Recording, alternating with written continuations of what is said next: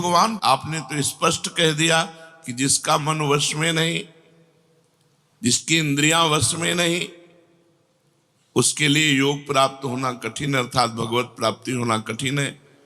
जो तत्परता पूर्वक संयमित होकर अपने मन को वश में कर ले, वो सुख पूर्वक भगवत प्राप्ति कर सकता है।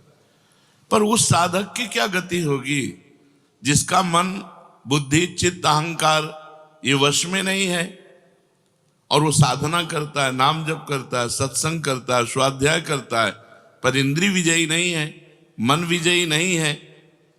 अंतिम समय उसकी भगवत स्थिति नहीं रहेगी, क्योंकि वो मन विजयी नहीं है। तो अप्राप्य योग संसिद्धिम काम गतिम कृष्ण गच्छति। ऐसे योग भ्रष्ट की क्या गति होगी जो अप्राप्य है, अभी प्राप्त नहीं कर पाया भगवान को। विषयाशक्ति है, असावधानी है, अंतकाल में मन परमात्मा में नहीं लगा, विचलित हो गया, साधन से हट गया, परमात्मा की प्राप्ति नहीं हुई। तो हे कृष्ण, कृष्ण सबको आकर्षित करने वाले, हे भगवान, आप ही जान सकते हो, इस प्रश्न का उत्तर आप ही दे सकते हो कि उसकी क्या गति होगी। तात्पर्य है कि वो नरक तो जाएगा नहीं, क्योंकि नाम जप करता है। थोड़ा भी नाम जप करता है तो नरक नहीं जाएगा, थोड़ी भी भक्ति करता है तो नरक नहीं जाएगा। अजामिल के प्रसंग में यमराज जी ने अपने दूतों को आदेश किया था कि यदि कोई भी नारायण कृष्ण हरि बोलता है, गले में कंठी बांधे, वैष्णव है, भगवान का दास है, भूल करके मत जाना, तो नरक तो जाएगा नहीं, क्योंकि साधन करता है, नाम जप करता है, पाठ करता है, पर जितेंद्री नहीं है, मनोनिग्रही नहीं, इसलिए भगवत प्राप्ति तो होगी नहीं, ये भगवान कह रहे हैं। पर नरक तो जाएगा नहीं, क्योंकि नाम जप करता है, और स्वर्ग की इच्छा नहीं, इसलिए स्वर्ग नहीं जाएगा, और मोक्ष इसलिए नहीं हुआ कि वो मन इंद्रियों को बस में नहीं किया। तो उसकी गति क्या होगी। काम गतिम कृष्ण गच्छति, वो किस गति को प्राप्त होगा। कश्चिन्नो भय विभ्रष्टस् छिन्नाभ्रमिव नश्यति अप्रतिष्ठो महाबाहो विमूढ़ो ब्रह्मणा पथि। हे महाबाहो, हे अजान बाहु, संसार के आश्रय से तो रहित है और परमात्मा के मार्ग में भ्रष्ट हो गया है, परमात्मा को प्राप्त नहीं कर पाया और संसार के मार्ग को छोड़ दिया है, दोनों ओर से भ्रष्ट हुआ। उसकी क्या गति होगी। कहीं वो किसी बादलों की तरह छिन्न भिन्न नष्ट तो नहीं हो जाएगा। दोनों ओर से भ्रष्ट हुआ, अर्थात संसार मिला नहीं, परमार्थ में भगवान मिले नहीं, तो उसका समय जो परमार्थ में गया, जो भजन साधन में गया, वो सब बेकार हो गया, क्योंकि आपकी तो प्राप्ति हुई नहीं। एतन्मे संशयम कृष्ण छेतुर्मर्हस्य शेषतः त्वदन्या संशयस्यास्य छेता नाहुपपद्यते।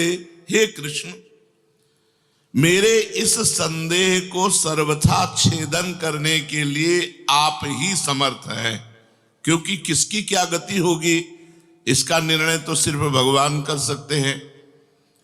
इस संशय का छेदन करने के लिए आपके सिवाय इस सृष्टि में दूसरा कोई नहीं हो सकता, इसलिए आप का गति कृष्ण, उसकी क्या गति होगी।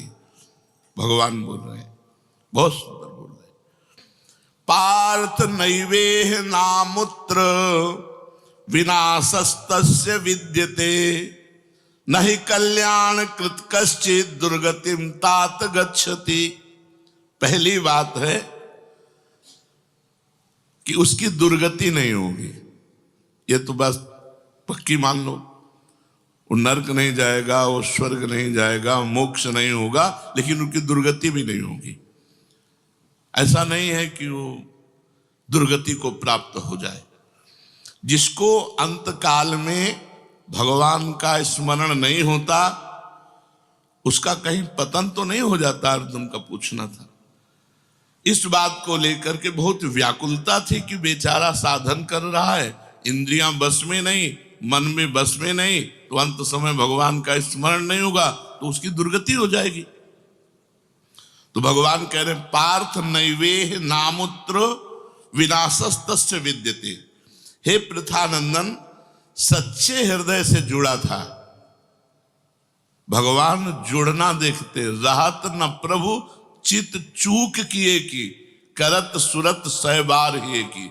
भगवान उसकी क्रियाओं को नहीं देखते, उसके चित्त को देखा, हृदय की बात देखी। वो भगवान से जुड़ना चाहता है, वो भगवान को प्यार करना चाहता है, वो भगवान से मिलना चाहता है, पर इंद्रियां वश में ना होने के कारण, मन वश में ना होने के कारण बार बार वो विषयों में फिसल जाता है, बार बार भोगों में पतित हो जाता है। तो भगवान उसका पतित होना नहीं देखते, भगवान उसका चित्त से जुड़ना देखते हैं। रहत न प्रभु चित्त चूक किए की, करत सुरत सहबार हिए की। हृदय की बात देखते, सच्चे हृदय से भगवान में जुड़ना चाहता था।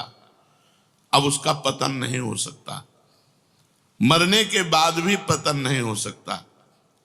जितनी उसकी स्थिति भजन में बन गई है, उसके नीचे वो गिर ही नहीं सकता। बहुत बढ़िया बात है। हमारा अगर 100 नाम जप हो गया है तो 101 से चलेगा अगले जन्म में, 99 से नहीं चलेगा। जिसकी जितनी भजन